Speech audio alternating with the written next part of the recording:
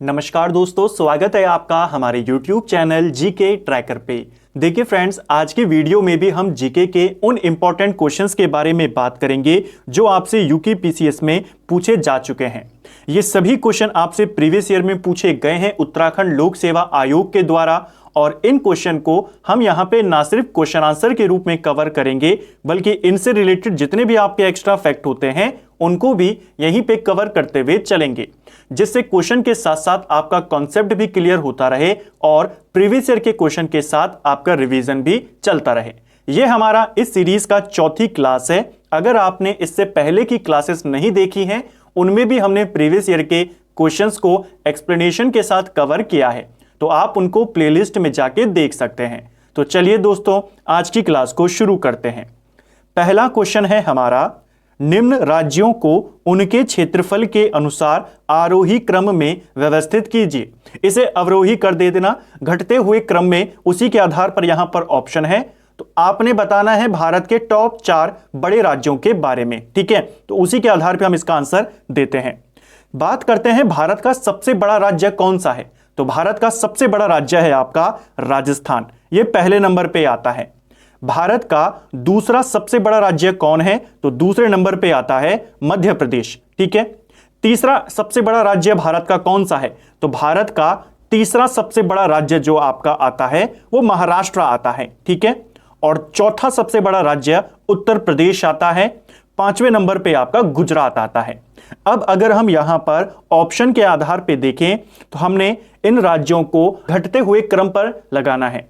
तो सबसे पहले आपका राजस्थान, उसके बाद मध्य प्रदेश, फिर आपका उत्तर प्रदेश और फिर आपका गुजरात। ये इसका सही क्रम हो जाएगा, इसको आपने याद करना है, ठीक है। घटते हुए क्रम में लगाना था, तो सबसे पहले नंबर पे, दूसरे नंबर पे, ये चौथे नंबर पे और ये 5वें नंबर पे। तो ये इसका सही क्रम है, ठीक है।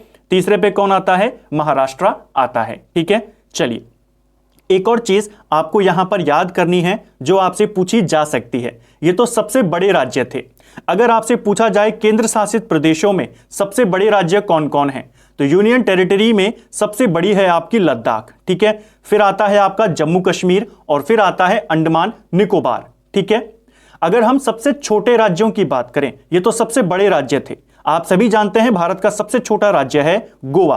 गोवा के बाद सिक्किम का नंबर आता है और सिक्किम के बाद त्रिपुरा इसमें तीसरे नंबर पर है। तो सबसे छोटे 3 राज्य भी आपको याद करने हैं। अब की बार बड़े राज्यों का क्रम था, हो सकता है अगली बार छोटे का पूछ ले। और छोटे राज्यों में अगर हम केंद्र शासित प्रदेशों की बात करें तो सबसे छोटा केंद्र शासित प्रदेश आपका लक्षद्वीप है। उसके बाद आपका दमन दीव आता है और फिर आपका चंडीगढ़ आता है, ठीक है। नेक्स्ट है, भारत के महान्यायवादी का कार्यकाल की अवधि कितनी होती है?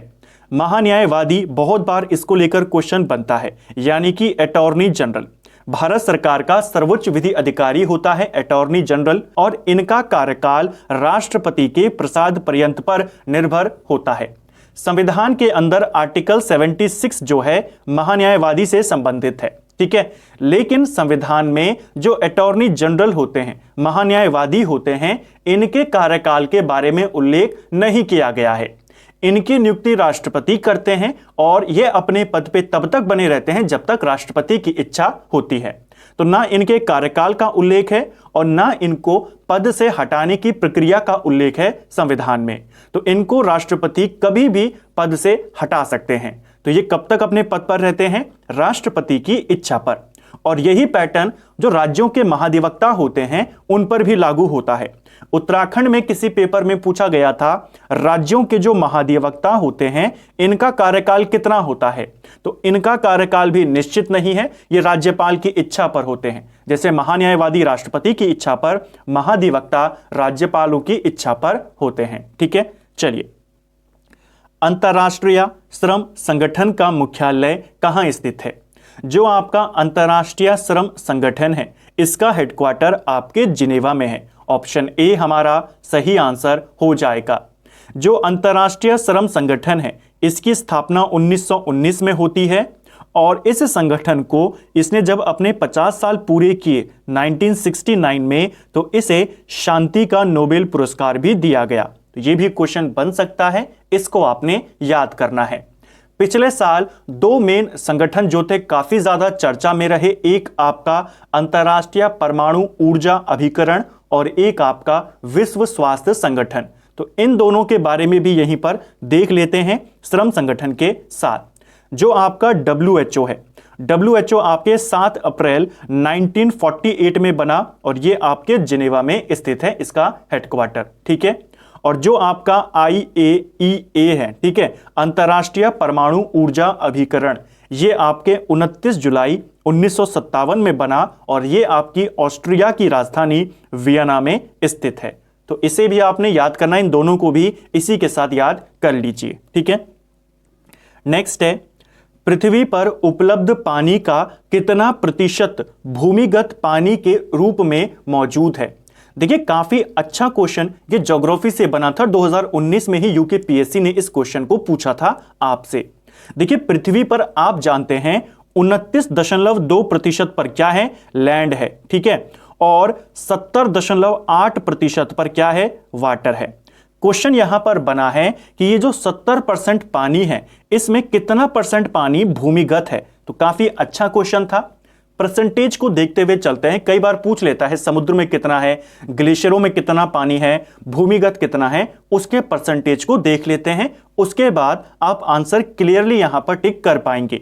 देखिए जो पृथ्वी में जितना भी पानी है लगभग 70.8%, इसमें से 97.25% जो पानी है ये महासागरों में है, ठीक है, यानी कि लगभग 97% पानी कहां है, महासागरों में है, ठीक है। 2.05% पानी जो है ये आपके ग्लेशियर्स में है, ठीक है।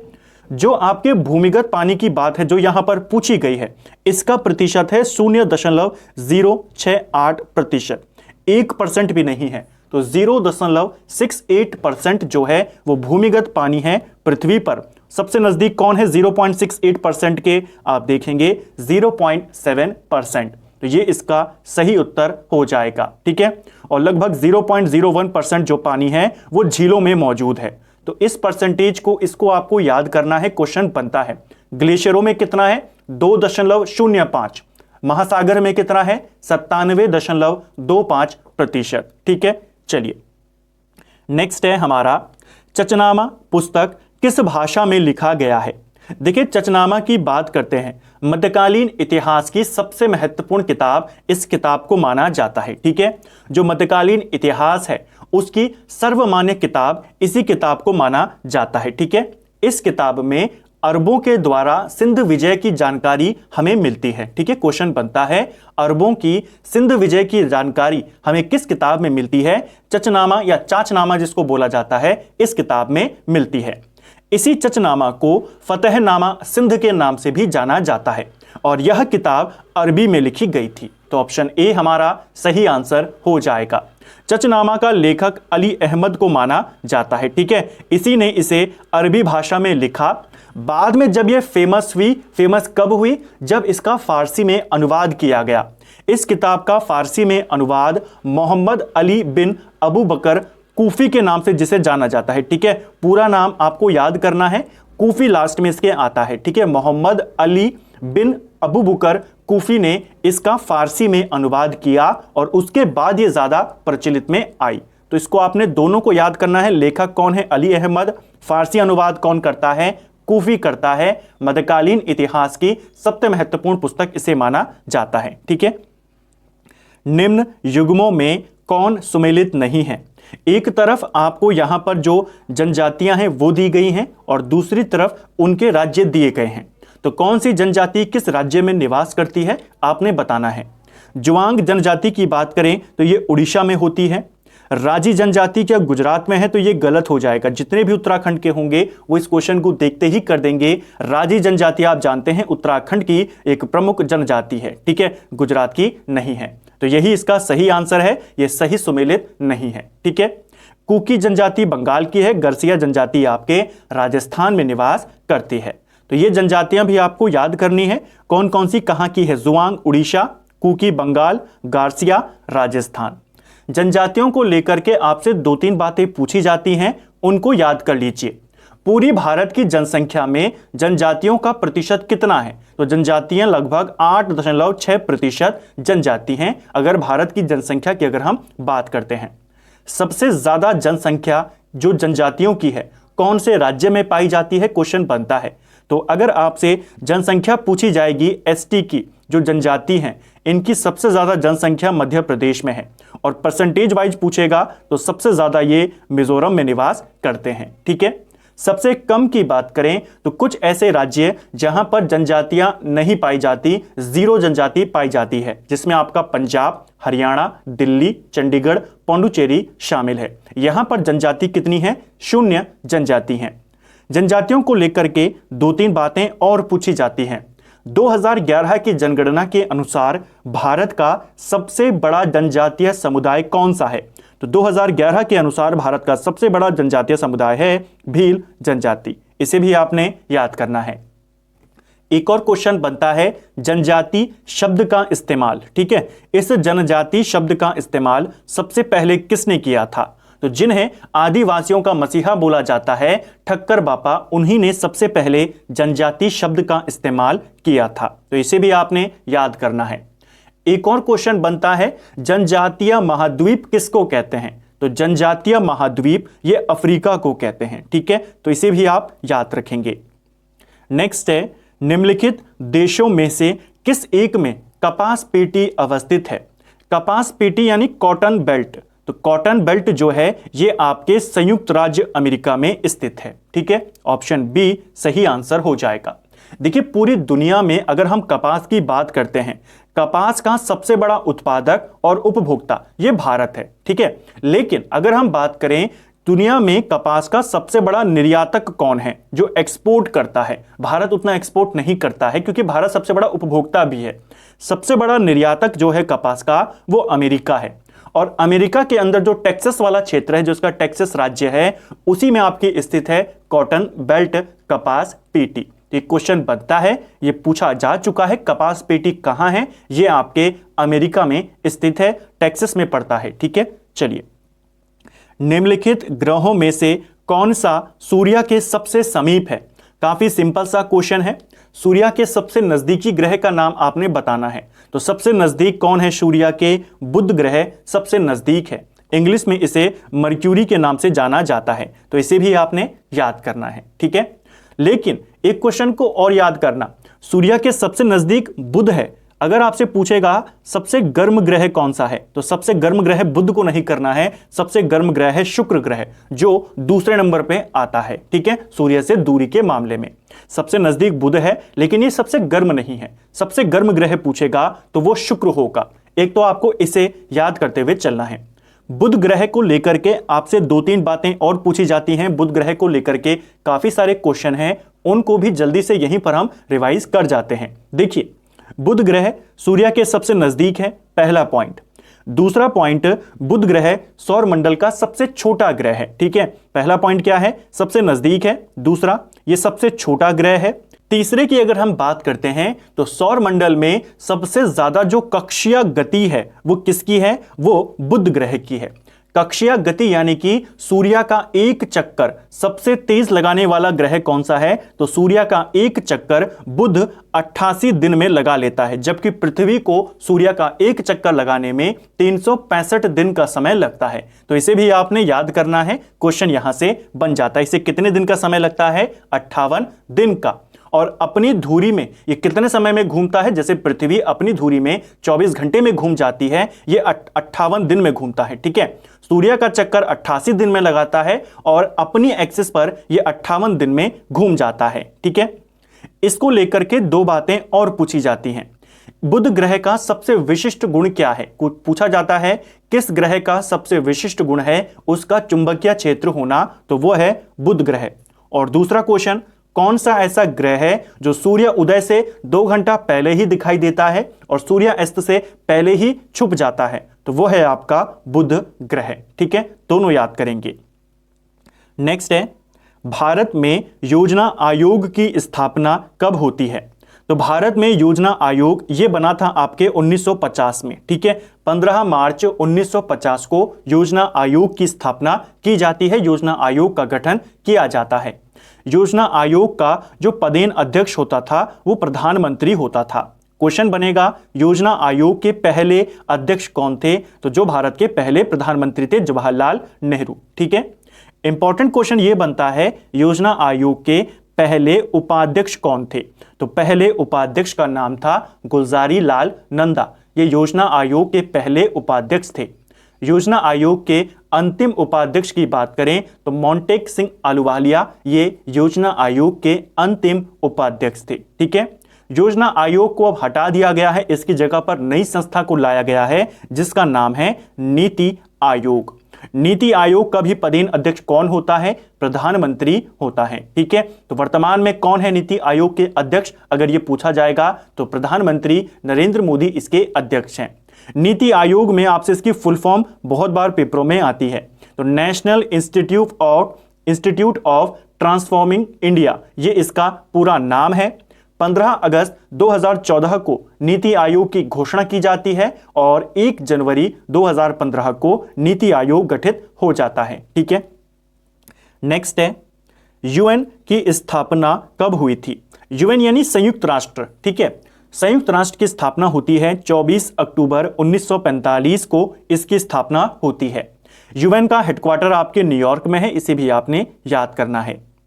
सामान्यतः संसद के 2 अधिवेशनों के मध्य इससे अधिक अंतर नहीं हो सकता है। तो संसद के जो 2 सत्र होते हैं, 2 अधिवेशन होते हैं, उसमें किसी भी हालत में 6 महीने से अधिक का गैप नहीं हो सकता है। इसे भी आपको याद करना है। ये भी सिंपल सा क्वेश्चन है, बहुत बार आया है, लेकिन कई बार ऐसा होता है जो सिंपल क्वेश्चन होते हैं एग्जाम में वही आप गलत कराते हैं और 1 नंबर पाने की जगह आप 1.25 नंबर अपना गवा देते हैं। तो सिंपल है लेकिन इसको ध्यान रखना है। इसको लेकर क्वेश्चन किस तरीके से आते हैं? क्वेश्चन आता है कितने सत्र या कितने अधिवेशन 1 साल में अनिवार्य हैं? तो ये हैं 2, क्योंकि 6 महीने से अधिक अंतर हो नहीं सकता, तो 1 साल में कम से कम 2 अधिवेशन होने अनिवार्य हैं। ठीक है, वर्तमान में कितने होते हैं? वर्तमान में 3 अधिवेशन होते हैं संसद के। तो इस तरीके से भी क्वेश्चन बनता है कि कितने होने चाहिए, तो आपको पता होना चाहिए कि 6 महीने का गैप हो नहीं सकता इससे ज्यादा, तो कम से कम 2 तो होने ही चाहिए। ठीक है, अभी 3 होते हैं लेकिन कम से कम 2 होने चाहिए, तो इसे आपको याद करना है, पूछा जाता है। नेक्स्ट है फ्रांसिस बर्नियर ने भारत की यात्रा किसके शासनकाल में करी थी? देखिए, फ्रांसिस बर्नियर ये फ्रांस का एक यात्री था और एक फेमस डॉक्टर था ये। ठीक है, जो दारा शिकोह था, दारा शिकोह के डॉक्टर के रूप में भी इसने काम किया है। Francis Bernier. क्वेश्चन बना है ये किसके काल में भारत आया था, किसके काल में इसने भारत की यात्रा करी?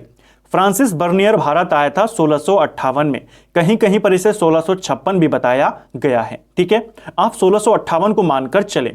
1658 में यह तब आया जब शाहजहां का बिल्कुल अंतिम काल चल रहा था बतौर राजा। ठीक है, और उत्तराधिकार का युद्ध चल रहा था। तो उस समय भी राजा कौन था? शाहजहां उस समय शासक था। ठीक है, तो शाहजहां का काल माना जाता है इसके भारत आने का समय। ठीक है, क्योंकि कहीं कहीं पर 1656 भी है और 1656 में आप जानते हैं शाहजहां का ही काल था। 1658 में भी उसी का काल था, क्योंकि उसी समय उत्तराधिकार का युद्ध चल रहा होता है। ठीक है, औरंगजेब और दारा शिकोह के बीच। तो कब आया था ये भारत में? 1658 में, और 1668 तक 10 साल तक ये भारत में रहा। शुरुआत में दारा शिकोह का डॉक्टर रहा और बाद में औरंगजेब के दरबार में ये रहा। ठीक है, फ्रांसिस बर्नियर। नेक्स्ट है अंतिम मौर्य शासक बृहद्रथ की हत्या किसने करी थी? तो ये क्वेश्चन भी बहुत बार हम देख चुके हैं, कुछ नए तथ्य आपको यहां पर देखने को मिलेंगे। देखिए, जो अंतिम मौर्य सम्राट था बृहद्रथ, इसकी हत्या कर देता है इसी का सेनापति पुष्यमित्र शुंग। ठीक है, और ये मगध पर किसकी स्थापना करता है? शुंग वंश की स्थापना करता है। क्वेश्चन बन जाता है शुंग वंश इसीलिए महत्वपूर्ण है क्योंकि मगध पर स्थापित होने वाला पहला ब्राह्मण वंश कौन था? वो था आपका शुंग वंश। जो पुष्यमित्र शुंग था यह एक कट्टर ब्राह्मण था, ब्राह्मणवादी था, और इसीलिए इसको लेकर आपसे ज्यादा क्वेश्चन बन जाते हैं। ठीक है, इसके काल को, पुष्यमित्र शुंग के काल को काफी इंपॉर्टेंट माना जाता है। ठीक है, खास तौर पर जो इसने अश्वमेध यज्ञ करवाए। प्रीवियस वीडियोस में आपसे क्वेश्चन पूछा गया था कि पुष्यमित्र शुंग ने 2 अश्वमेध यज्ञ करवाए, इसकी जानकारी कहां से मिलती है? यूपीएससी के ही किसी पेपर में यह वाला क्वेश्चन भी आया कि किसने इसकी हत्या करी, तो शुंग वंश से क्वेश्चन आपके बनते हैं। पुष्यमित्र शुंग ने 2 अश्वमेध यज्ञ करवाए थे। इसकी जानकारी हमें अयोध्या लेख से मिलती है। अयोध्या लेख किसका है? तो इसी का वंशज था एक जिसका नाम था धनदेव। धनदेव का है अयोध्या लेख और इसी में उल्लेख किया गया है इसके द्वारा कराए गए 2 अश्वमेध यज्ञों के बारे में। किसकी मदद से करवाए थे इसने ये यज्ञ? तो इसका जो दरबारी था पतंजलि, इसी के राज पुरोहित भी थे और इसी के दरबार में रहते थे। तो पतंजलि भी किसके दरबारी थे? पुष्यमित्र शुंग के। क्वेश्चन बनता है मनुस्मृति की रचना किस काल में हुई? तो मनुस्मृति की रचना भी शुंग काल में मानी जाती है। ठीक है, इसी के काल में मनुस्मृति की रचना मानी जाती है। इसी के काल को माना जाता है कि हिंदू धर्म को पुनर्जीवित करने का श्रेय किसको जाता है? पुष्यमित्र शुंग को जाता है, क्योंकि आप जानते हैं मौर्य काल में बौद्ध धर्म अपने चरम पर पहुंच चुका था। तो हिंदू धर्म को दोबारा से पुनर्स्थापित या पुनर्जीवित करने का श्रेय भी पुष्यमित्र शुंग को जाता है। संस्कृत भाषा का जो विद्वान थे पतंजलि, ठीक है, तो संस्कृत भाषा का पुनरुत्थान भी इसी काल में हुआ, इसी के काल में हुआ। तो ये क्वेश्चन भी आपका बन जाता है। ठीक है, तो ये कुछ नए क्वेश्चन जो आपको पूछे जाएंगे कि मगध पर पहले ब्राह्मण वंश की स्थापना किसने करी? हिंदू धर्म का जो पुनर्जीवित करने का श्रेय जाता है वो किसको जाता है? वो पुष्यमित्र शुंग को जाता है। शुंग वंश का अंतिम शासक कौन था? तो शुंग वंश का अंतिम शासक था देवभूति। ये शुंग वंश का अंतिम राजा था।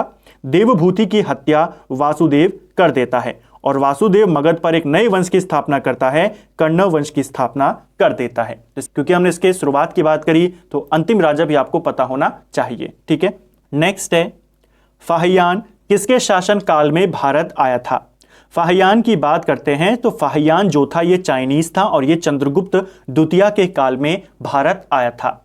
इसी चंद्रगुप्त द्वितीय को विक्रमादित्य के नाम से भी जाना जाता है। तो ये क्वेश्चन भी पेपर में बनता है, किस गुप्त राजा को विक्रमादित्य के नाम से जाना जाता है या किसने विक्रमादित्य की उपाधि धारण करी? तो ध्यान रखना चंद्रगुप्त प्रथम नहीं होगा, चंद्रगुप्त द्वितीय को विक्रमादित्य के नाम से जाना जाता है। ठीक है, जो फाहियान था 399 से लेकर 414 तक ये भारत में रहा और ये काल किसका था? चंद्रगुप्त द्वितीय का था। ठीक है, ये भारत में आया क्यों था? फाहियान बहुत बार आता है, ह्वेनसांग क्यों आया, फाहियान क्यों आया?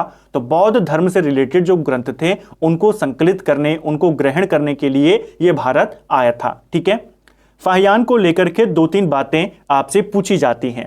पहला, फाहियान पहला ऐसा विदेशी यात्री था जिसने शूद्रों के बारे में अपने विवरणों में लिखा था। ठीक है, इसने शूद्रों को चंडाल बोला और इनकी जानकारियां, इनका विवरण इसने अपने यात्रा वृत्तांतों में लिखा।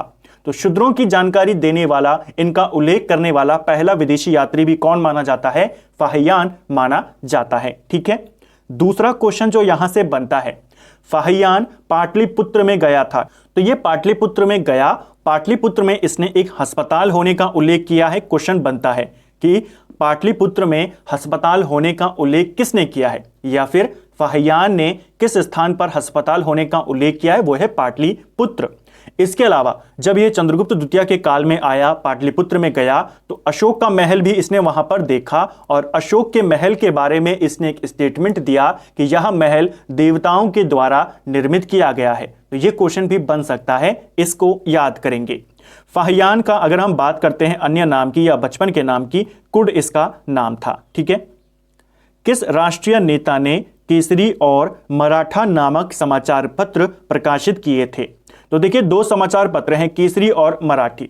काफी सिंपल सा क्वेश्चन है, आप देखते ही बता देंगे, बाल गंगाधर तिलक। ठीक है, क्वेश्चन ये बनता है किस भाषा में आते थे, कौन सा अखबार किस भाषा में था? जो ये केसरी अखबार था ये मराठी भाषा में आता था और जो मराठी अखबार था ये अंग्रेजी में आता था। ठीक है, तो मराठा से मराठी को नहीं करना है, ये मराठा अखबार है। ठीक है, मराठा, तो मराठा जो है वो इंग्लिश में और जो केसरी है ये मराठी में आता था और इसी को लेकर आपसे ज्यादा क्वेश्चन बनते हैं। क्योंकि कई बार एग्जामिनर क्या करता है, आपको ऑप्शन दे देगा मराठा समाचार पत्र जो तिलक ने निकाला किस भाषा में आता था और पहला ही ऑप्शन देगा मराठी। ठीक है, तो मराठा मराठी में नहीं आता, ये अंग्रेजी में आता था, मराठी में केसरी आता था। 1881 में ये दोनों पत्र शुरू होते हैं। कालिदास ने किस ग्रंथ की रचना नहीं की है?